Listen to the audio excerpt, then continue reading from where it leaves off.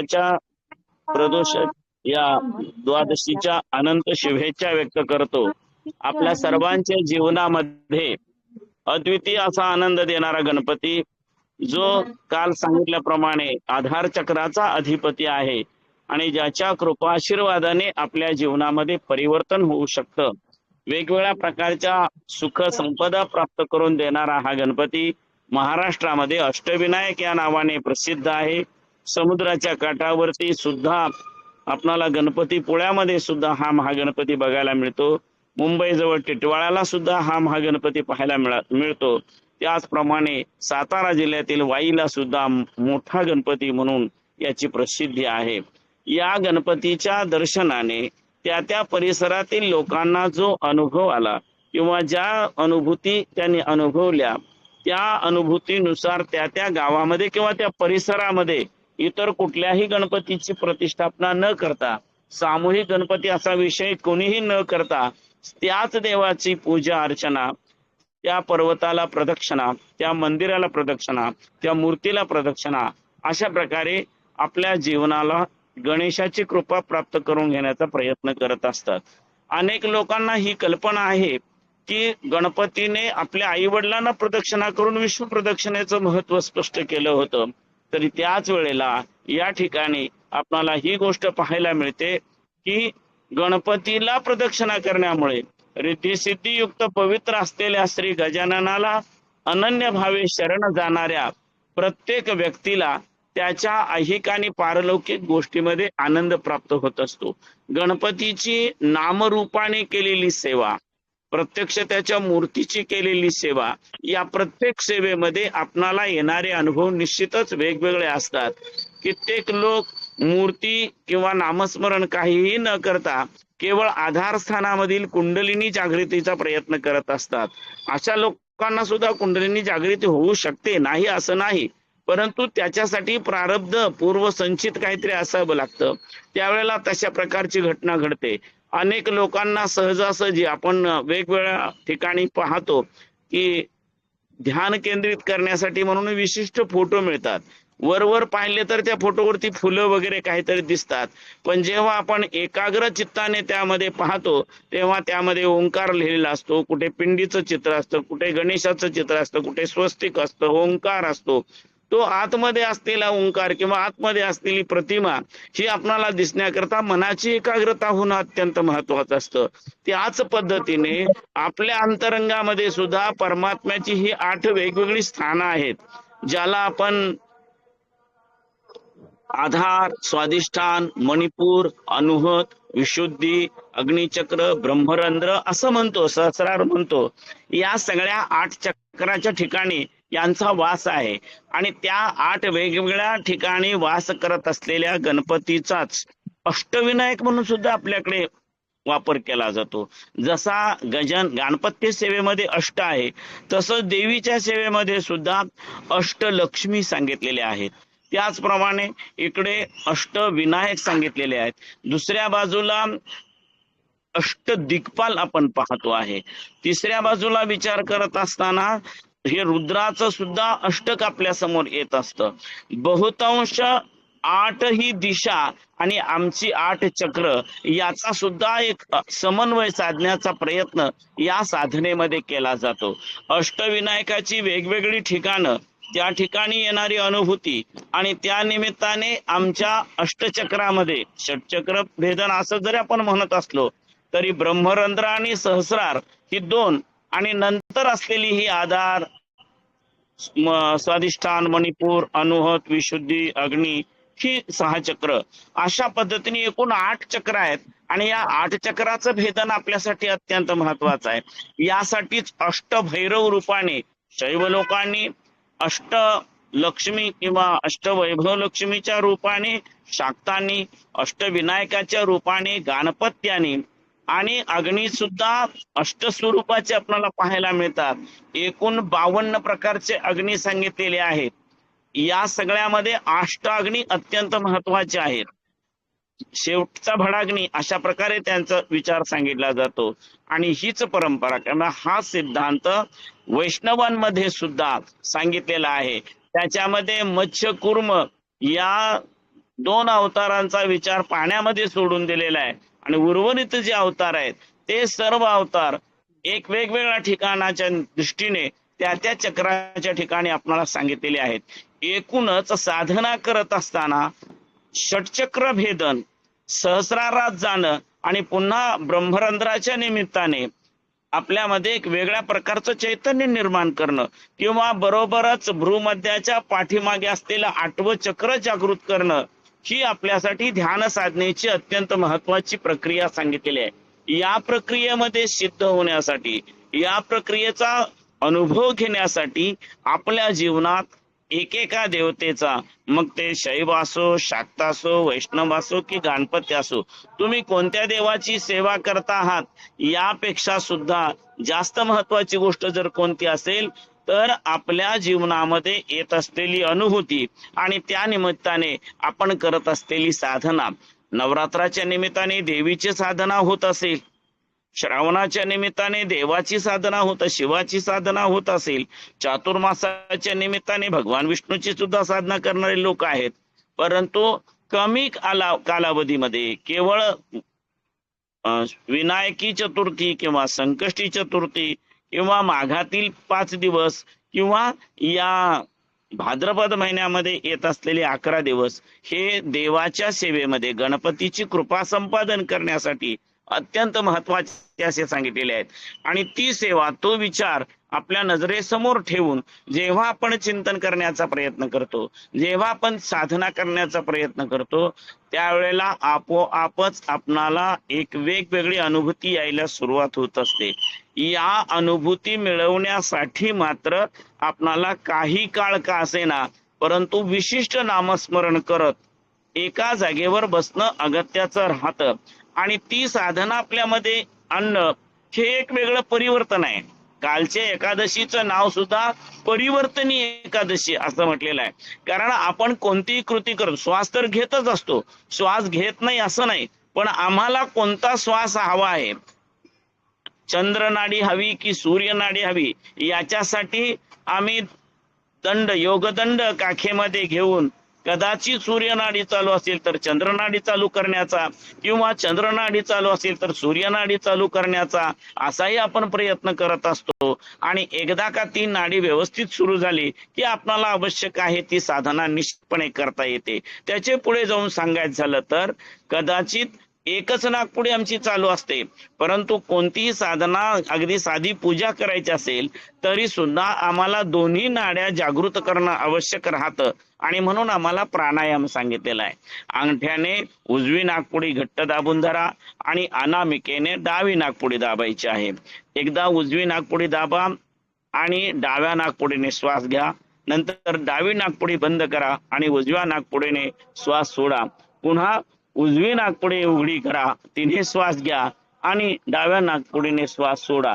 अशा प्रकारे एकीने घेणे, दुसरीने सोडणे, दुसरीने घेणे, पुन्हा पहिलीने सोडणे, ही प्रक्रिया आपण वारंवार करत राहतो. ह्या 1-2-3 वेळ केल्यानंतर, कधी 3 वेळ, 6 वेळ, 9 वेळ जास्तीत जास्त अशा पद्धतीने आपण प्राणायाम केल्यानंतर आपोआपच आपली मनस्थिती जी आहे ती एकाग्र होण्यास निश्चित फायदा होत असतो. जेव्हा आपली मन एकाग्र होतं त्यावेळेला आपण करत असलेली सेवा, त्यावेळेला आपण करत असलेली पूजा ही आपणाला लाभदायक ठरत असते. त्याच दृष्टीने नित्यनेमाने आपल्याला चिंतन करण्यासाठी आणि आसन घालत असताना, वास्तविक पाहता पद्मासन हे श्रेष्ठ आसन सांगितलेलं आहे, पण असं असलं तरी देखील पद्मासन जरी श्रेष्ठ आहे असं आपण म्हणत असलो तरी पद्मासन सर्वांनाच घालता येतं असं नाही. ज्यांची प्रकृती तोळ, योग्य, सडपातळ अशा प्रकारची आहे ती व्यक्ती सहज पद्मासन घालू शकते. कदाचित किरकोळ व्यक्ती असली तरी सुद्धा तिला पद्मासन घालता येईलच असंही सांगता येत नाही, अशी परिस्थिती आपण पाहतो. तेव्हा ही शेवटी तुम्हाला सरावानुसार, अनुभवानुसार, अभ्यासानुसार ही गोष्ट शक्य होत असते. म्हणून आपल्याला आसनाचा अभ्यास असला पाहिजे. पण आसन घालत असताना सुद्धा तुम्हाला ब्रह्मबंध केला पाहिजे, बंध व्यवस्थित रीतीने साधता आला पाहिजे, टाच योग्य रीतीने आधारस्थानाजवळ टेकवता आली पाहिजे आणि व्यवस्थित आपण बसलं पाहिजे. या सगळ्याच प्रक्रिया सर्वांना जमतात असं नाही, पण तरी देखील कदाचित ते शक्य झालं नाही तर एकदा मन एकाग्र झालं ना टाच लावून अनुबद्ध करण्यापेक्षा, टाच लावून आधार चक्राला जागृत करण्यापेक्षा एक मन एकाग्र करून आधार चक्राला आपण जागृत करू शकतो. गुदद्वार आकुंचन पावणं, प्रसरण पावणं, आकुंचन पावणं, प्रसरण पावणं, अशा प्रकारची अवस्था जर आपण केली तरी सुद्धा आपणाला त्यामध्ये वेगळी अनुभूती यायला सुरुवात होत असते. आणि म्हणून ती अनुभूती घेण्याकरता, तो आनंद मिळवण्यासाठी आपणाला गणपतीची आराधना अत्यंत आवश्यक आहे. गम हे अक्षर सुद्धा अत्यंत महत्वाचं आहे. केवळ गंग गंग गंग गंगचा उच्चार जरी केला तरी सुद्धा आपणाला त्यापासून लाभ होत असतो. आणि सर्वात महत्वाची गोष्ट अशी आहे की न चा उच्चार केल्याबरोबर आपलं गुदद्वार आत जातं. लक्षात ठेवा. हे न चा किंवा ग ग ग चा अशा प्रकारचा उच्चार करणं हे सुद्धा आपल्यासाठी अत्यंत महत्वाचं आहे. हरी हरी असा उच्चार करणाऱ्या लोकांना सुद्धा त्याची अनुभूती येऊ शकते. आपण जेव्हा नम शिवाय नम शिवाय अशा प्रकारचा जेव्हा विचार करतो त्यावेळेला निश्चितपणे त्या चक्राला, आधारस्थानाला खूप मोठी जागृती करण्यामध्ये लाभ होत असतो. हा लाभ मिळवण्यासाठी आपणाला गणपतीला प्रसन्न करून घेणं महत्वाचं आहे. म्हणून गंग गंग गंग ओंग गंग गणपती, ओंग गंग गंग हा विचार आपण वारंवार करत राहतो. जेव्हा त्या साधकाला त्यातील मुख्य मंत्राचा आणि त्यातील बीजाचा अर्थ कळतो. आपण सुद्धा शिवमंत्र म्हणत असताना नमशिवाय, ओम नम शिवाय असे आपण मंत्र तर म्हणतोच, पण पुन्हा देखील आपणाला राम ह्रीम रूम रैम अशा प्रकारचे सुद्धा काही बीज दिलेले आहेत की ज्या बीजामुळे आपणाला एक अनुभूती येत असते. आणि ती अनुभूती मिळवण्यासाठी, त्या प्रकारचा आनंद मिळवण्यासाठी आपण एका वेगळ्याच दिशेने जात असतो. ती दिशा आपल्याला प्राप्त व्हावी यासाठी आपलं जीवन एका विशिष्ट स्थलाकडे नेणं हे अत्यंत आवश्यक आहे.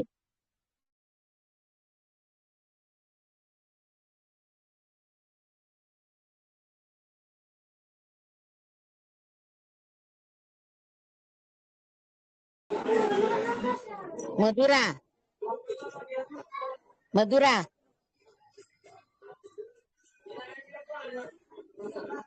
हे मधुरा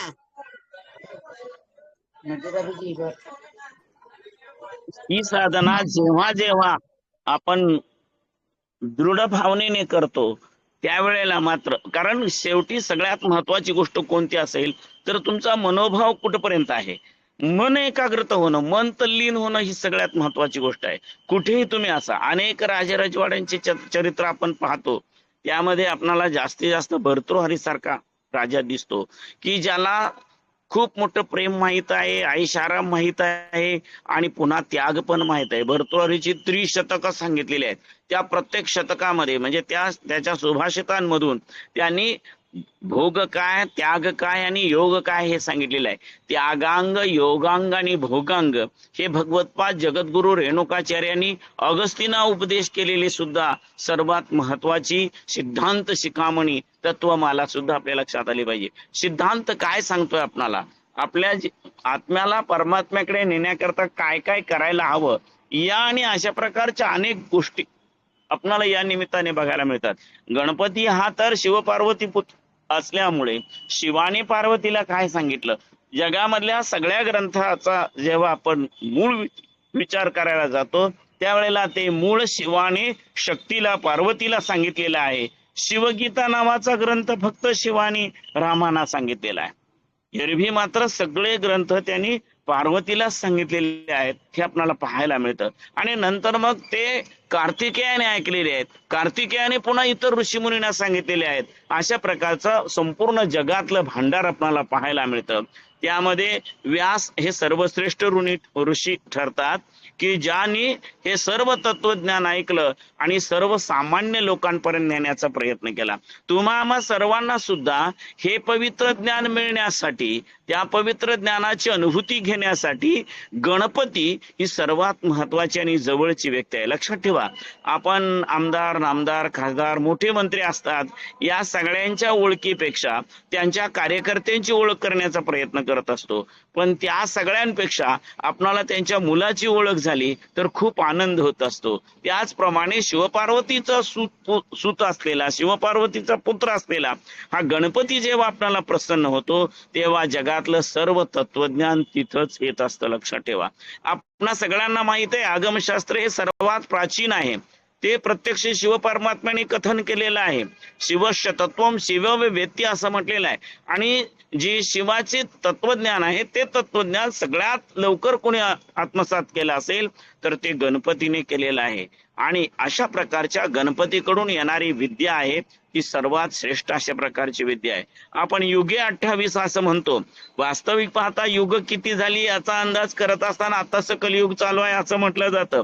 कीर्तनकार वेगवेगळ्या पद्धतीने कितीही सांगण्याचा जरी प्रयत्न करत असले तरी सुद्धा या ब्रह्मांडाचा वैज्ञानिकांनी मांडलेला विचार, वैज्ञानिकांच्या मनामध्ये असलेली ही कालक मर्यादा जेव्हा आपण लक्षात घेतो तेव्हा युगे 28 युग झाली नाहीत. मात्र युज म्हणजे जोडणे. 28 आगमानी जीवाला जोडून त्याची साधना करणे हे ज्यांना शक्य झालं त्या सर्वांमध्ये एक परब्रह्मलिंगम भज पांडुरंगम असं म्हटलेलं आहे. पांडुरंग हा एक अशा प्रकारचा परमात्मा आहे की ज्याने भगवान श्रीकृष्णाने जे तत्वज्ञान सांगितलं तेच तत्वज्ञान या भूतलामध्ये किंवा महाराष्ट्रामध्ये तुम्हा आम्हा सर्वसामान्य भक्तांसाठी हे ज्ञान देण्याकरता न बोलता कटेवर हात ठेवून एकाग्र चित्ताने शांत उभा राहून फक्त त्याच्याकडे पाहिल्यानंतर या सगळ्या गोष्टीचा साक्षात्कार व्हावा अशा प्रकारचं एक दृश्य तिथं सांगितलेलं आहे. त्याच पद्धतीने श्री गणेश हे आपल्यासाठी ओंकार स्वरूपात्मक आहेत. लक्षात ठेवा. गणपतीचा अवतार जेव्हा पाहतो आपण तेव्हा त्याची जी मांडी घातलेला भाग आहे तो आकार स्वरूपाचा आहे. त्याची सुंड ती उकार स्वरूपाची आहे आणि त्याच्या मस्तकाचा भाग जो आहे किंवा मस्तकावरती दोन्ही बाजूचे कान आणि वरचा भाग घेतला की चांदबिंदी स्वरूपाचा होतो, ते मकार स्वरूप आहे. आणि अशा प्रकारच्या आकार, उकार आणि मकार स्वरूपामध्ये असलेल्या श्री गणेशाचं आपण चिंतन मनन करत आहोत. गणेशाच्या आराधनेमुळे, गणेशाच्या प्रार्थनेमुळे, गणेशाच्या चिंतनामुळे आपल्या जीवनामध्ये होणारं परिवर्तन किंवा गणेशाची केवळ मूर्ती पाहिल्यानंतर सुद्धा आपल्यामध्ये ब्रह्म, विष्णू आणि रुद्र या त्रिदेवतेची असलेली शक्ती, उत्पत्ती, स्थिती, लय या सगळ्या गोष्टी आपल्यामध्ये येत असतात. आपोआपच आपल्यामध्ये ज्ञानाची उत्पत्ती होते, आपोआपच आपल्यामध्ये प्रेमाची उत्पत्ती होत असते, आपोआपच आपल्यामध्ये परस्पराबद्दलचं प्रेम वाढायला सुरुवात होते, आपोआपच आपल्यामध्ये ज्ञान वाढायला सुरुवात होत असते, आपोआपच आपल्या जीवनाला एक विशिष्ट दिशा मिळत असते. या काळापर्यंत देवाचा साक्षात्कार होईपर्यंत अज्ञानाने, अहंकाराने विकृत जीवन आपला झाले असलं तरी मात्र पुन्हा ती संस्कृती किंवा सदाचार आपल्यामध्ये परिवर्तित होत असतो. या सदाचाराची दृष्टी आपल्यामध्ये यावी, हा सदाचार आपल्यामध्ये वाढावा, याच्यासाठी आपण फक्त गणेशाचं नामस्मरण करणं हे अत्यंत महत्वाचं आहे. त्याच वेळेला आपण त्याच्या पत्रीचा जर अनुभव घेतला, त्या पत्रीच्या सानिध्यात राहिलो तर आणखीनच आपलं जीवन मंगल होऊ शकतं. म्हणून आपल्या जीवनाचं मांगल्य साधण्याकरता सर्वात जवळचा, सहज प्रसन्न होणारा देव म्हणजे गणपती आहे आणि त्याची आराधना, त्याची अर्चना आपण करतो आहोत. त्याच वेळेला कटेवर कर ठेवून सर्व इंद्रिय एकाग्र असलेला आणि त्याच्या दशावताराची भूषण त्याच्या अंगावर असलेला मच्छकुर्मादी सर्व, हे सर्व कालच्या परिवर्तनी एकादशीच्या निमित्ताने आपण ऐकलेलं आहे, पाहिलेलं आहे. त्याच परिवर्तनाच्या दृष्टीने आज सुद्धा आपण आपल्यामध्ये परिवर्तन करायचं आहे. आपल्या जीवनात असलेल्या वेगवेगळ्या गोष्टी, रोजचं काय वेगवेगळा कार्यक्रम आपला ठरलेलाच असतो. आपल्या कार्यक्रमात आपण आहार, निद्रा, भय, मैथुनंच सामान्य मेतत पशुभिर नरानाम असं म्हटलेलं आहे. हे पशु पक्षी वेगवेगळे जीव जंतू जे आहेत त्या प्रत्येकाला आहार म्हणजे जेवण पाहिजे. ढेकणासारखा प्राणी आहे की त्याला एकदा रक्त पिला की 6 महिने काही लागत नाही असं आपण पाहतो. काही प्राणी असे आहेत की म्हणजे वाघ, सिंह वगैरे किंवा सर्प वगैरे, ते एखादं भक्ष्य खातात, ते खाल्ल्यानंतर त्यांना कित्येक दिवस काही खाण्याची गरज भासत नाही. पण मनुष्य नावाचा प्राणी अशा प्रकारचा आहे की त्याने एखादा पदार्थ घेतला की लगेच त्याला 6 तासांनी दुसरा पदार्थ खायलाच पाहिजे. किमान दर 1.5 तासाला त्याने पाणी पिलं पाहिजे. असं सिद्धांत आपल्याला पाहायला मिळतो. या सगळ्या पाण्याची, अन्नाची त्याला असणारी गरज ही आहार या रूपाने आहे. तशीच निद्रा सुद्धा आहे, झोप देखील आहे. प्रत्येकाला झोप आहे. कित्येक प्राणी कित्येक वेळ झोपून राहतात असं आपण पाहतो. मनुष्य प्राणी अशा प्रकारचा आहे की त्याला ठराविक वेळेनंतर जागृत झालं पाहिजे. एकूण कालावधीचा विचार करत असता 3 भाग, आपण एकूण 24 तासाचे 3 भाग केले तर 8 भाग शिल्लक राहतात. 8 भागामध्ये त्याने विश्रांती घेतली पाहिजे, 8 भागामध्ये त्याने जागृत राहिलं पाहिजे, काम करत राहिलं पाहिजे, आणि 8 भागामध्ये त्याला स्वतःसाठी लागणारी ऊर्जा, त्याला स्वतःसाठी लागणारं जे ज्ञान आहे ते त्याने घेण्याचा प्रयत्न केला पाहिजे. आता एवढे 8 तास आपल्या चिंतनासाठी, पूजेसाठी, ध्यानासाठी, योगासाठी ठेवलेले आहेत, पण आपण 8 मिनिटं सुद्धा एकाग्रत बसत नाही, 8 मिनिटं सुद्धा देवाचं नामस्मरण करत नाही, असं चित्र आपल्याला पाहायला मिळतं. आणि झोपण्यासाठी सुद्धा 8 तास आपल्याला दिलेले आहेत, पण हे वेगवेगळे माध्यम पाहत असताना, टीव्ही, सिनेमा, आता तरी जंगमध्वनी हातोहाती आलेले आहेत, त्यामुळे जगातले नको ते चित्र आपल्याला सारखी बघायला मिळतात. त्यामध्ये पण आपण गुंतून जातो. पर्यायाने निद्रेचा जो कालावधी आहे तो सुद्धा नाही. 4च तास आपण झोपत असतो. ठीक आहे, मोदी, इंदिरा गांधी यासारख्यांना संपूर्ण देशाची जबाबदारी आहे म्हणून त्यांना 4 तास 5 तास एवढाच आराम मिळतो असं आहे. पण आपल्याला व्यवस्थित जगण्यासाठी 7 तास तरी झोप घ्यायला पाहिजे आहे, पण आपण तसं करत नाही. 7च का सांगितलेले किंवा 8वरच आपण लक्ष केंद्रित करायचं आहे. 8 चक्र सांगितलेले आहेत आणि त्या प्रत्येक चक्राला सुद्धा विश्रांतीची गरज आहे. आपली इंद्रिय ही जोपर्यंत शांत होत नाहीत तोपर्यंत बुद्धीला कुठल्याही प्रकारची चालना मिळत नाही. गणपती विद्येची देवता आहे असं म्हणतात. याचा अर्थच आपण समजून घेतला पाहिजे की गणपती शांत राहत असतात, त्यांनी कुठली गोष्ट उतावीळपणे करत नाहीत आणि म्हणून त्यांची बुद्धी स्थिर आहे. कोणत्याही प्रश्नाचं उत्तर त्यांना पटकन समजतं. त्यांच्या वेगवेगळ्या कल्पना त्यांनी लगेच जागृत ठेवतात. या सगळ्या पाठीमागचं कारण कोणतं असेल तर एक विश्रांती, दुसरं योग्य आहार, आणि सर्व आता ज्या वनस्पती आपण पाहतोय, वेगवेगळ्या पत्री पाहतोय, गणपतीला देणाऱ्या पत्री ह्या आरोग्यदायी अशा प्रकारच्या आहेत, औषधी वनस्पती आहेत. या सगळ्यांचं सानिध्य त्यांना असल्या कारणाने कोणत्याही परिस्थितीत किंवा कसल्याही प्रकारची त्यांची मानसिकता, शारीरिकता कुठलीच बिघडलेली आपल्याला दिसत नाही आहे. या सर्वांच्या पाठीमागचं मुख्य कारण जर कोणतं असेल किंवा आपणाला सुद्धा हे शक्य करायचं असेल तर काय करावं लागेल तर आपण निसर्गाच्या सानिध्यात राहिलं पाहिजे, निसर्गाचं वर्धन केलं पाहिजे. आता आपण अलीकडे हे चित्र चांगलं बदललेलं दिसत आहे. अनेक लोक अगदी वेगवेगळ्या बगीच्यामधून सुद्धा नक्षत्र बागा करण्याचा, राशीच्या बागा करण्याचा लोकांनी प्रयत्न चालू केलेला आहे. आपोआपच त्यामुळे या वनस्पती आणि त्यांच्याकडून येणारा सुगंध आणि त्या येणाऱ्या वाऱ्यामुळे आपल्या शरीरावरती परिवर्तन होण्यास सहज सुलभता झालेली आहे. या सणवाराच्या निमित्ताने आमच्या पूर्वजांनी त्याचं सान्निध्य लाभावं असा प्रयत्न केलेला होता.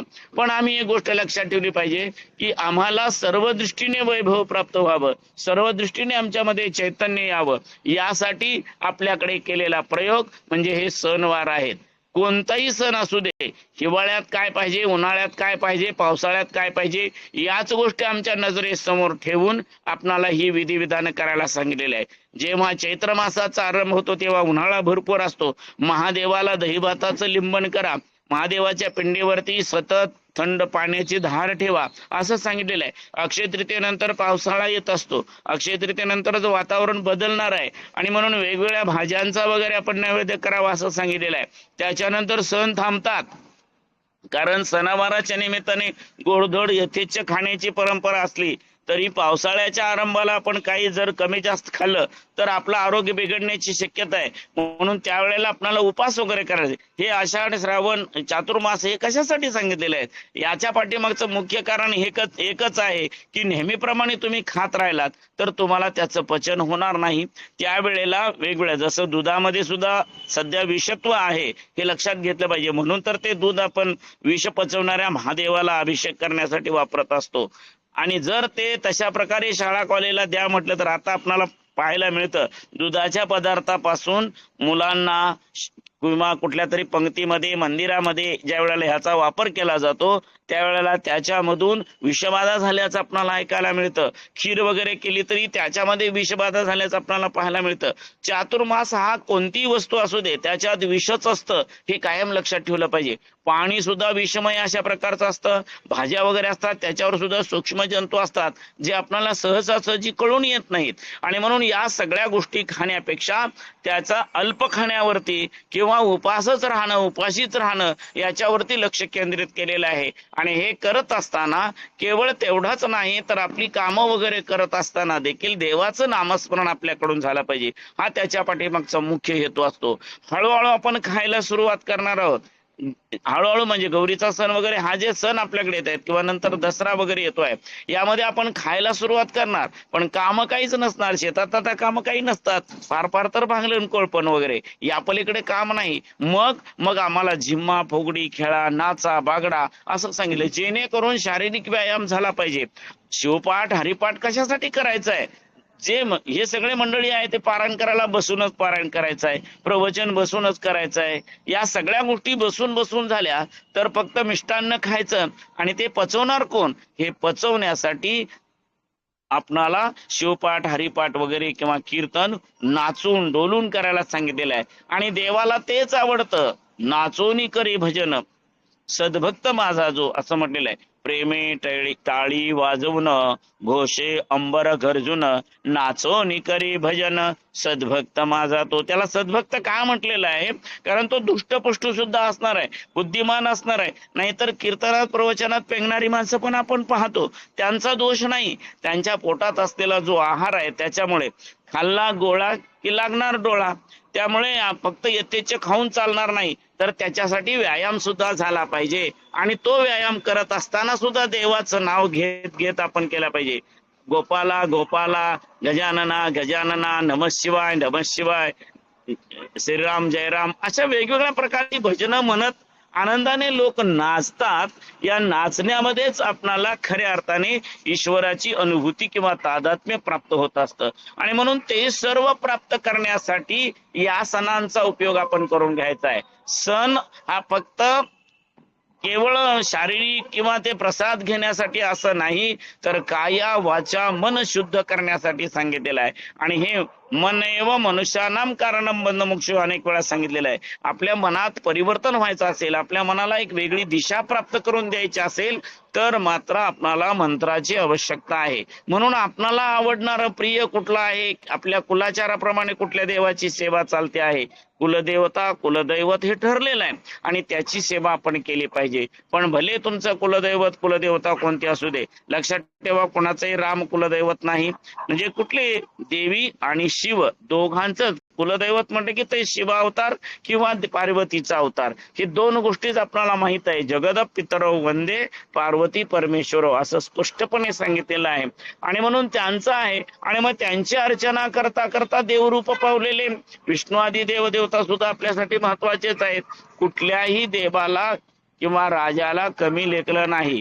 जे शुद्ध सात्विक प्रामाणिकपणे काम करत गेले त्या प्रत्येकाच्या जीवनामध्ये परिवर्तन करण्याचा, त्या सर्वांना आनंदित ठेवण्याचा प्रयत्नच सदैव झालेला आपणाला पाहायला मिळतो. आणि म्हणून या देवदेवतांच्या अर्चना करत असताना त्यामध्ये प्रधान देवता जी आहे ती प्रत्यक्ष शिव परमात्मा असला तरी सुद्धा शैव शाक्त वैष्णव आणि सौर या चारही संप्रदायांनी शिवाय गणपत्याने ज्याला प्रमाण मानलेला आहे असा गणपती, ज्याला भगवान शिव परमात्म्याने किंवा तत्कालात असलेल्या सर्व ऋषी मुनी देवगणांनी आपला अधिपती म्हणून सेनापती म्हणून ज्याचा अधिकार तिला आलेला आहे तो अधिकारी पुरुष म्हणजेच रिद्धी सिद्धीपती असलेला श्री गणपती आहे की ज्याला 28 आगम माहीत आहेत.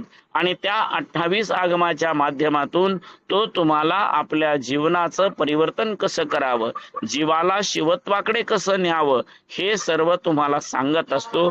ते केलं पाहिजे. आसनी शयनी भोजनी गमनी प्रेमे शूल पाणी स्मरावा असं म्हटलेलं आहे.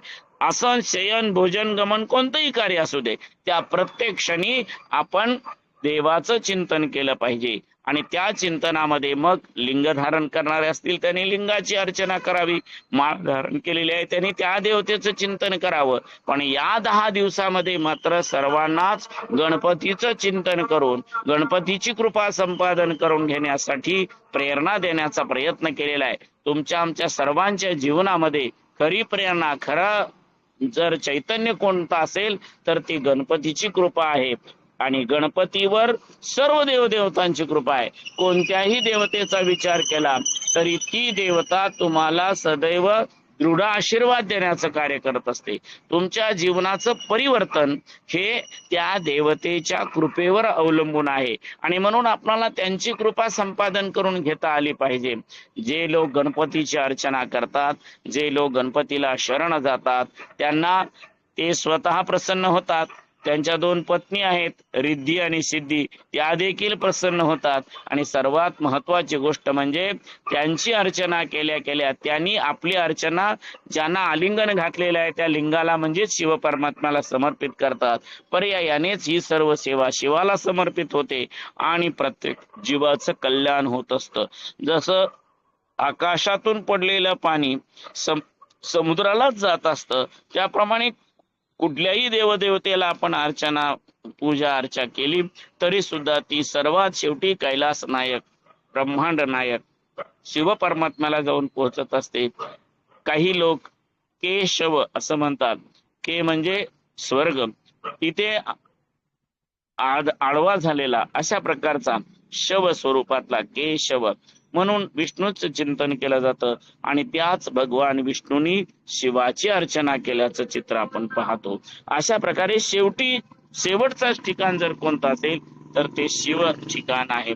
शंकर रूपाने असू दे, ब्रह्मा रूपाने असू दे, विष्णू रूपाने असू दे, देवी रूपाने असू दे, किंवा आता आपण ज्याची अर्चना करतो आहे त्या गणेशाच्या रूपाने असू दे, कोणत्याही देवाची अर्चना ही सर्वात शेवटी मात्र जीवा शिवाची जडली समाजी, विठ्ठलाचं प्रपंच विठ्ठली उपाधी, अशा प्रकारे अवस्था होते. या प्रपंचामध्ये असलेल्या सर्व गोष्टी ज्या डोळ्याने दिसत आहेत त्या सगळ्या नश्वर आहेत आणि नश्वर गोष्टी टाळल्या पाहिजेत आणि ईश्वराकडे जाण्याचा आपण प्रयत्न केला पाहिजे.